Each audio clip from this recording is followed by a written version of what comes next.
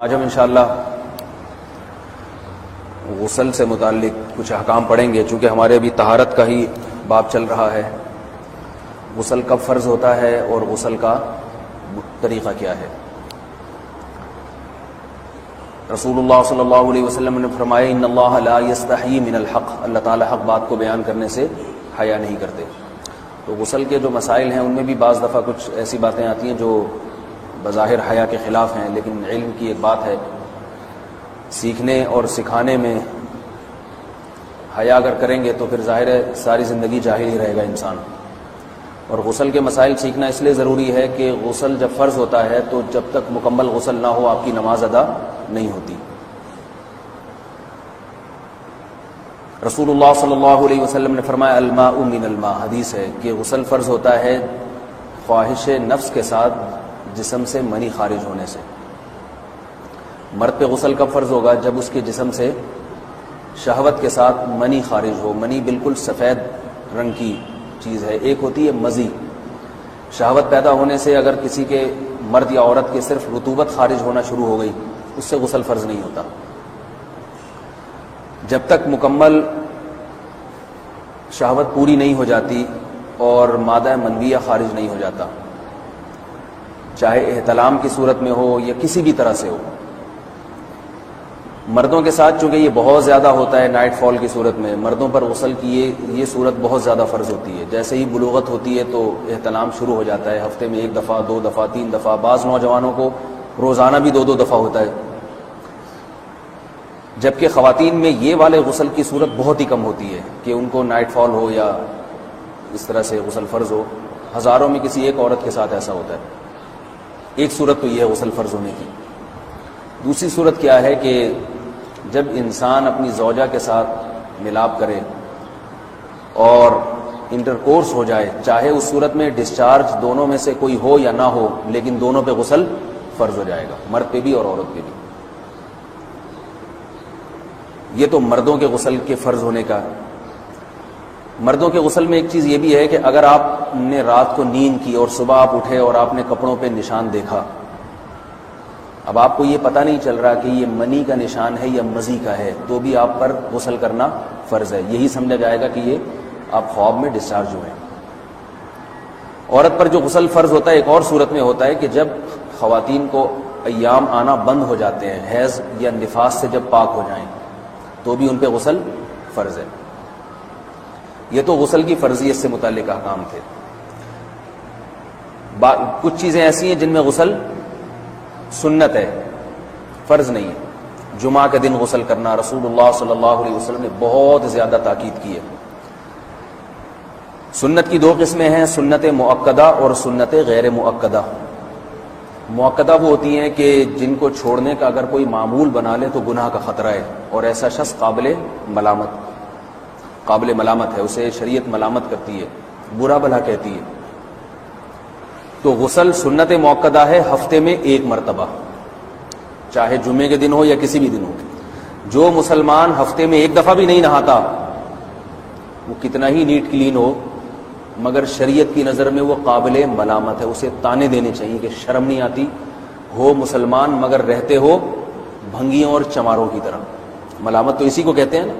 اس کی دلیل رسول اللہ صلی اللہ علیہ وسلم نے فرمایا، صحیح حدیث ہے، حق علی کل مسلم ان یغتسل کل اسبوع مرۃ، کہ ہر مسلمان پر لازم ہے کہ وہ ہفتے میں کم از کم 1 مرتبہ غسل کرے۔ ہر مسلمان پر لازم ہے، چاہے اس پہ غسل فرض نہ بھی ہو۔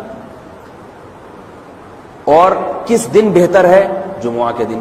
نبی صلی اللہ علیہ وسلم نے حکم دیا ہے کہ جمعے کے دن غسل کیا جائے۔ امام احمد ابن حنبل کا مذہب یہ ہے کہ جمعے کے دن غسل کرنا واجب ہے، صرف سنت نہیں ہے بلکہ واجب ہے، لیکن جمہور کا مذہب یہ ہے کہ سنت عمل ہے۔ غیر مسلم جب اسلام قبول کرتا ہے تو اس وقت بھی اس کے لیے غسل کرنا سنت ہے۔ جب ہم مردے کو نہلاتے ہیں تو جو مردے کو نہلائے اس کے لیے بھی خود غسل کرنا افضل ہے، سنت عمل ہے۔ عید کے دن غسل کرنا سنت عمل ہے۔ تو یہ وہ تمام مواقع ہیں جن میں غسل کرنا رسول اللہ صلی اللہ علیہ وسلم کی سنت ہے۔ غسل کا طریقہ کیا ہے؟ غسل میں 3 چیزیں فرض ہیں، منہ بھر کے قلی کرنا، ناک میں پانی ڈالنا کہ ناک کی جو نرم جگہ ہے یہ اچھی طرح تر ہو جائے، اور پورے جسم پہ ایک مرتبہ پانی بہا دینا کہ جسم میں بال کے برابر جگہ بھی خشک نہ رہے. یہ تو ہے فرض، یعنی یہ کام کسی نے کسی بھی طرح سے کر لیا تو غسل ادا ہو جائے گا، چاہے اس کی نیت غسل کی تھی یا نہیں تھی. کوئی آدمی چلتا ہوا جا رہا ہے، پھسل کے تالاب میں گر گیا، پورے غوطے کھا کے باہر نکلا، کلی کر لے اور ناک میں پانی ڈال لے تو غسل اس کا ادا ہو جائے گا. البتہ چونکہ نیت نہیں تھی لہذا غسل کا ثواب نہیں ملے گا، ثواب نیت کے بغیر نہیں ملتا انسان. دلائل اس کے الگ موضوع ہے کہ اس کی دلیل کیا ہے کہ بغیر نیت کے بھی غسل ہو جاتا ہے، لیکن میں نے بتایا دلائل کا سیشن نہیں ہے، اس میں پھر بات لمبی ہو جائے گی. تو یہ تو ہے فرض، پورے جسم پہ پانی بہانا کلی اور ناک میں پانی. سنت طریقہ کیا ہے؟ رسول اللہ صلی اللہ علیہ وسلم غسل کیسے کرتے تھے؟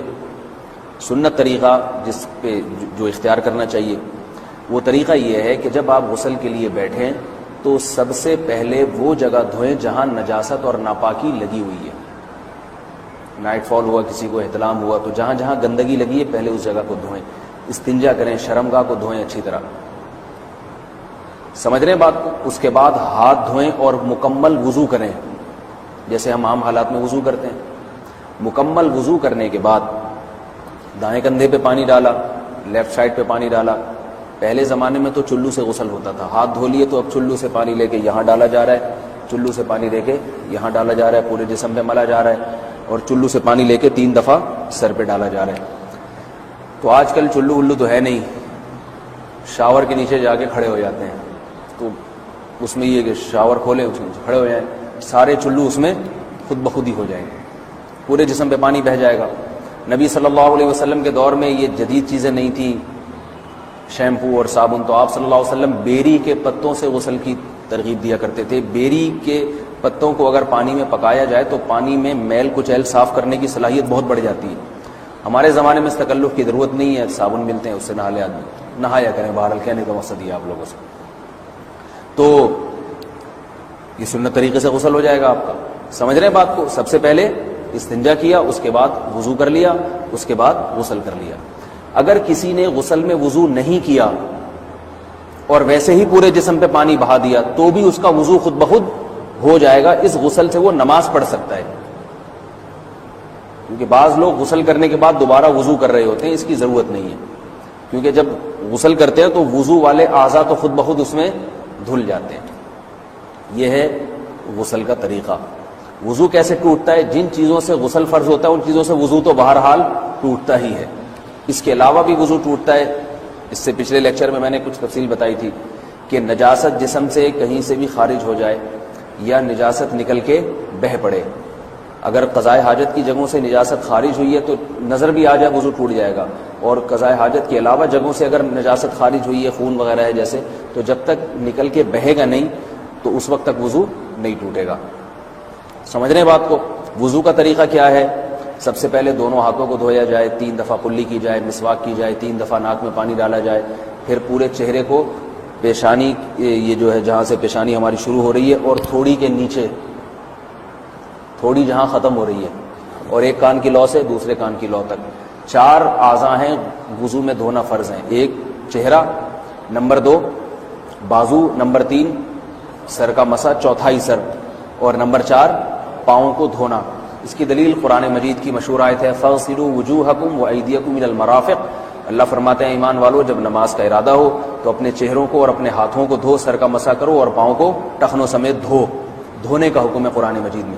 البتہ سر کے بارے میں یہ نہیں آئے پورے سر کا مسا کرو، بلکہ آ رہا ہے وَامْسَحُوا بِرُؤُوسِكُمْ. با کا لفظ ہے، با آتی ہے تبعیض کے لیے کہ سر کے بعض حصے کا مسا. اب بعض حصے کا قرآن حدیث میں کہیں تذکرہ نہیں ہے، تو اس میں فقہاء کرام کے اجتہادات ہیں. امام شافعی فرماتے ہیں تھوڑا سا بھی ٹچ کر لیا سر کو ہو جائے گا. امام ابو حنیفہ فرماتے ہیں نہیں، کم از کم 1/4 کا ہونا ضروری ہے. سب کے اپنے اپنے دلائل ہیں، ان دلائل میں نہیں جاتا. فقہ حنفی کو جو فالو کرنے والے ہیں تو ان کو چاہیے کم از کم 1/4 سر کا مسا، یہ فرض ہونے کے لیے ضروری. مگر سنت کیا ہے؟ پورے سر کا مسا. نبی صلی اللہ علیہ وسلم دونوں ہاتھوں کو بھگو کے پورے سر کا مسا کرتے تھے ایسے. سمجھ رہے بات کو؟ اور مسا کے جو یہ ٹیکنیکل طریقے ہیں کہ آپ یوں پہلے انگلی بنائیں، پھر یوں لے کر جائیں، پھر یوں گھما کے لائیں، پھر یوں، یہ ٹیکنیکل طریقے حدیث سے ثابت نہیں. مسح کا طریقہ کیا ہے؟ بھیگا ہوا ہاتھ لے کے ایسے پورے سر کو ہو گیا. پھر حدیث میں یہ بھی ہے کہ یوں لے جاؤ اور یہ بھی ہے کہ دو واپس بھی لے کر آؤ, دونوں طرح سے ثابت ہے. تو ایسے بھی کر سکتے ہیں کہ یوں لے جائیں, اور ایسے بھی کر سکتے ہیں لے کے جائیں اور پھر واپس بھی لے آئیں, دونوں طریقے جائز ہیں. لیکن کم از کم سنت اتنی ہے کہ پورے سر کا مسح ہونا چاہیے. بعض لوگوں کو شو مارنے کا شوق ہوتا ہے, اگر وہ واپس لائیں تو بال ان کے خراب ہو جاتے ہیں, کہتے ہیں یار یہ پھر مسئلہ خراب ہو جائے گا. تو پھر ایسے لوگ صرف یوں ہی لے جائیں کافی ہے. افضل تو یہ کہ یوں بھی لے جائیں یوں بھی لے جائیں, دونوں طرح سے صحیح ہے. بہرحال دونوں حدیث سے ثابت ہیں. سمجھ رہے بات کو. اور یہاں ایک اہم مسئلہ بتا دوں, قرآن مجید نے پاؤں کو دھونے کا حکم دیا ہے, پاؤں پہ مسح کرنے کا حکم نہیں دیا. اور حدیث میں خفین پر مسح کرنے کا حکم ہے. تو قرآن اور حدیث کو فقہا نے جمع کیا ہے, لہذا وہ موزے جن میں آسانی سے پاؤں دھوئے جا سکتے ہیں ان میں چاروں ائمہ کے نزدیک پاؤں پہ مسح کرنا جائز نہیں. سعودی عرب میں جو بعض سلفی حضرات اور یہاں ہمارے ہاں بھی اہل حدیث حضرات نے عام موزوں پر بھی جو مسح کی ایک روایت ڈال دی ہے, اسلاف میں, تابعین, تبع تابعین میں اور چاروں ائمہ کے مذاہب میں اس کا ثبوت نہیں ملتا. اگر اسلاف میں کوئی قائل بھی ہے تو ایک شاذ قول, اکا دکا قول ملتا ہے, ورنہ یہ ائمہ اربعہ کے مذہب کے خلاف ہے. اور جو احادیث جو نقل ہوتی ہیں صحیح سند کے ساتھ ان کے بھی خلاف اور قرآن کی آیت کے بھی خلاف ہے. اس لیے کسی نے عام ساکس پہ اگر مسح کر لیا, جو عام طور پہ آفس پہن کے جاتے ہیں لوگ, اس میں تو پاؤں آپ اگر ساکس کو پانی کے نیچے رکھیں پورا پاؤں دھل جائے گا آرام سے. تو وہاں کیا ہو رہا ہے کہ قرآن مجید کے حکم کی مخالفت لازم آ رہی ہے, آپ پاؤں دھو نہیں رہے. تو اس لیے ہم یہ سمجھتے ہیں کہ اس صورت میں نماز ادا نہیں ہوگی.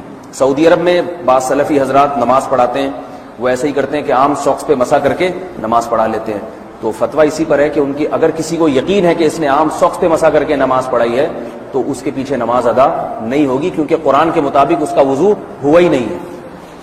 صدیوں تک کوئی بھی اس قول کا قائل نہیں رہا ہے کہ عام ساکس پہ بھی مسح ہو جاتا ہے. یہ ابن تیمیہ رحمہ اللہ تعالیٰ 7ویں صدی میں اس کے قائل تھے, اور تابعین میں اکا دکا قول ملتے ہیں اس کے, لیکن شاذ قول ہیں, مرجوح قول ہیں جن پر امت نے فتویٰ نہیں دیا. اور اب سعودی عرب میں بعض سلفی حضرات اس کے قائل ہیں. ہمارے ہاں اہل حدیث حضرات بھی چونکہ اکثر سعودی عرب کے سلفی حضرات ہی کو فالو کرتے ہیں تو انہوں نے بھی وہیں سے یہ فتویٰ لیا ہے. لیکن ائمہ اربعہ کے مذہب میں اور دلائل کے لحاظ سے دیکھا جائے تو یہ مذہب کمزور ہے. قرآن نے پاؤں کو دھونے کا حکم دیا, آپ دھوئیں گے پاؤں جب تک دھونا ممکن ہے.